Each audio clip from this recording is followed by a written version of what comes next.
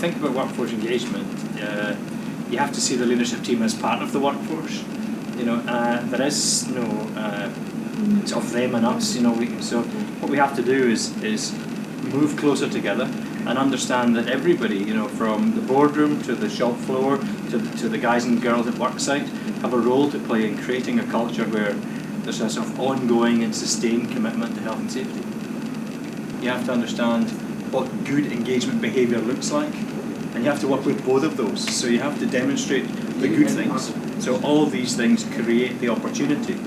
But there are other things in every organisation that goes on, and each of those have to be addressed, removed, or fixed. So you have to work in two fronts. So doing the good things and removing the things that aren't working so well. That creates a culture where people participate and people challenge positively to get a better, engaged, improved safety performance.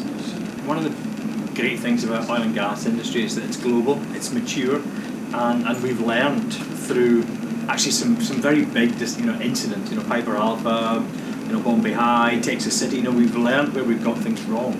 Now, the commitment has to be to learn those lessons and actually apply them every day, and demonstrate that A, this is a good industry to work in, and B, that we are capable of learning. It's really easy, and it's a constant challenge not to become complacent, to go, well, we've done enough, because as long as we're putting people at risk in a major hazard environment, as long as we are having incidents and accidents and even fatalities, there's still more to do.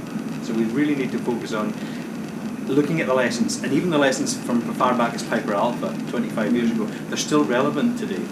I think that any time where people come together to discuss the challenges, discuss safety as a key challenge is good, and actually does help address that wider issue. Society expects us to look after our people. It's an absolute clear societal expectation. So what we have to do when we're here in these conferences is actually use the time really, really well to listen. Firstly, listen to what else is going on in the world, and nobody has the absolute perfect solution in safety. So whether it's in the US, the UK, India, Australia, we have to listen to each other as we come together, because what we might find is something that's working over here works equally well or better here, and that's the opportunity that we have.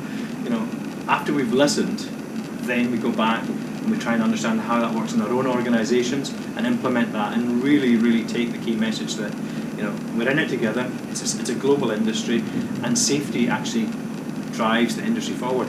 Good safety is good business.